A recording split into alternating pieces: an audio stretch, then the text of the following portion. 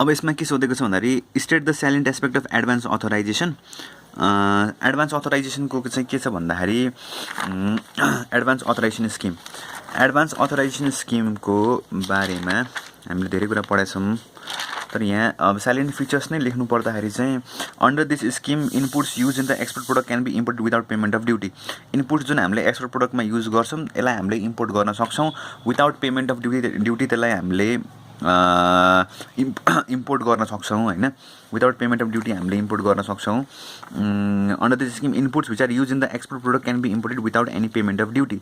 र यसमा के हुन्छ भन्दाखेरि चाहिँ the goods imported are exempt from BCD पनि एक्जेम्प्ट हुन्छ, एडिसनल कस्टम ड्युटी एक्जेम्प्ट हुन्छ, SWS एक्जेम्प्ट हुन्छ, एजुकेसन सेस एक्जेम्प्ट हुन्छ, एन्टी डम्पिङ ड्युटी एक्जेम्प्ट हुन्छ, safeguard duty unless otherwise specified.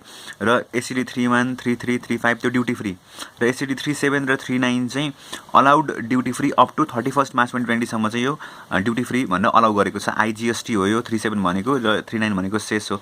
But following duties are not free from the scheme. Protective duty र CVD on subsidized article, this duties are not allowed under, यो चाहिँ free हुँदैन भन्ने कुरा गरेँ होइन।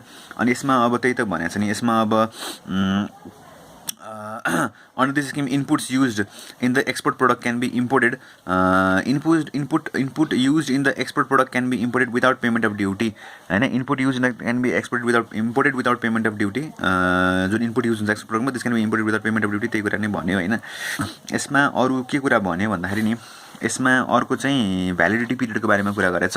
Advance authorisation shall be valid for 12 months from the date of issue of the authorisation. 12 महिनासम्मको लागि भ्यालिड हुन्छ इस्यु भएको 12 महिनासम्म and it will be valid for the period of 12 month from the date of issue of the authorisation. 12 मन्थको लागि valid हुन्छ।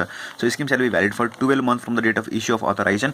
And for the deemed एक्सपोर्टको केसमा this shall be coterminous with the contracted duration of the project execution अथवा 18 month whichever is earlier. So advance authorisation for deemed export shall be coterminous with contracted duration of the project execution.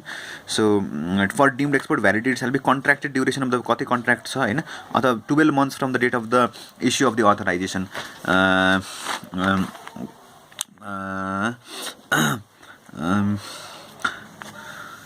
अब यो बाङ्गरकोमा चाहिँ यहाँ 18 महिना भनेको छ होइन, 18 months भनेको छ, यो पनि 18 मन्थ्स हुन्छ त्यो हिसाबले। Contracted duration of project execution अथवा 18 months from the date of the issue of the authorisation whichever is more.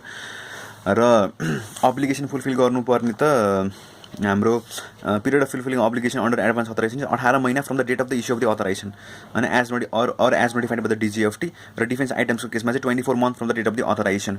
यहाँ पनि 12 महिना from the date of the authorisation होइन।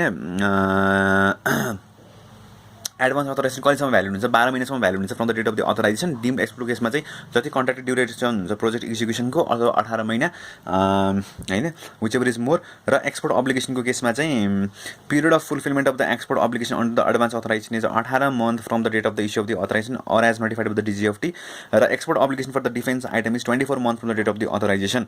र export proceeds shall be realise in the free convertible एक्सचेन्जमा त्यो realise हुनुपर्छ export proceeds भन्ने कुरा गऱ्यो।